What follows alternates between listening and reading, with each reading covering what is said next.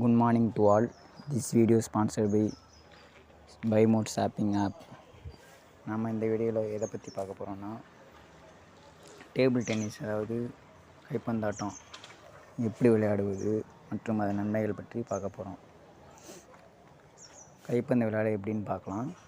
ஒரு மேசையின் இருபுறமும் நின்று சிறிய கைப்பிடி உள்ள வட்டமான மட்டையை கொண்டு மிக லேசான தக்கை போல் உள்ள பந்தை எதிரொலி அடிக்க முடியாமல் முன்னும் பின்னுமாய் அடித்து ஆடும் விளையாட்டு. சரியான மேசையின் நடுவில் உயரம் குறைவாக சிறிய வலை ஒன்று கட்டப்பட்டிருக்கும். ஆளுநர் பந்தை வலையை தாண்டி எதிரொலியின் மேசை பகுதியில் விழுமாறு அடித்தல் வேண்டும். எதிரொலியின் மேசையின் சரியான பகுதியில் பட்டு குதிக்கும் பந்தை எதிரொலி அவருக்கு எதிர்ப்புற மேசையில் படுமாறு திருப்பி அடிக்க தவறினால் அந்த பந்துக்கான புள்ளி கணக்கை இழப்பார். இப்படி எதிரெதிராக பந்தை இருவர் தனக்கு எதிராக இருப்பவர் பக்கம் பந்தை அடிக்கும் பொழுது பந்து ஒரு முறைதான் வேறு எங்கும் படாமல் எதிரொலி மேசை மீது விழுந்து துடிக்க வேண்டும். எதிரொலி மேசையின் மீது இருமுறையோ அதற்கு மேலோ குதிக்க விட்டுவிட்டால் எதிரொலி புள்ளி இழப்பார். அதாவது யாரால் முறையாக விழுந்த பந்தை எதிர்ப்புற மேசையில் விழுமாறு திருப்பி அடிக்க முடியவில்லையோ அவர் புள்ளி இழப்பார்.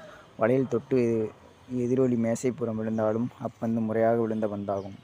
ஒரு புதிய புள்ளிக்கான ஆட்டத்துவக்கத்தில் மட்டும் முதலாக பந்தை எதிர்ப்பக்கம் அடிப்பவர் தன் பகுதி மேசை மீது பட்டு பின்னர் எதிரொலியின் மேசை மீது விழுமாறும், நீளவாட்டில் மேசை மீது உள்ள நடுக்கோட்டுக்கு எதிரொலியின் மேசையின் மாற்றுப்புறத்தில் பந்து விழுமாறும் அடிக்க வேண்டும். இல்லாவிடில் மீண்டும் ஒரே ஒரு முறை முதல் பந்து அடிக்கலாம்.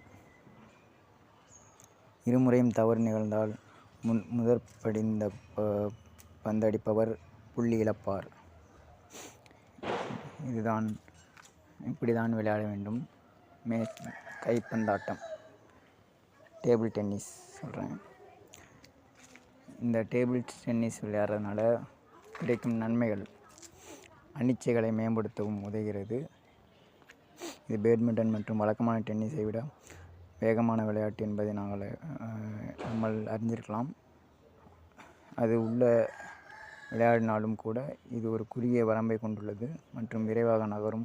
எனவே ஷாட்டுக்கு தயாராக அதிக நேரமில்லை.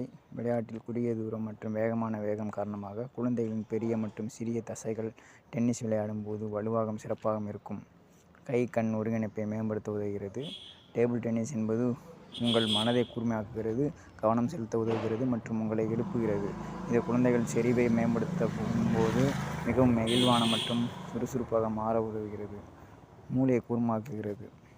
டேபிள் டென்னிஸ் மூளைக்கு சிறந்த விளையாட்டாக அறியப்படுகிறது. ஏனெனில் இது மேல் மற்றும் கீழ் உடல் இரண்டையும் பயன்படுத்துவதால் நிறைய ஏரோபிக் நன்மைகள் உள்ளன.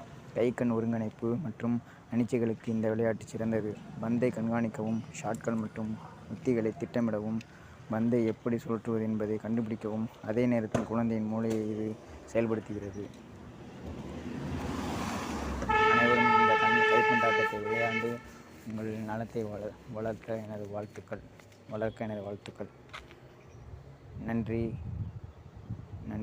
அனைவருக்கும் நன்றி.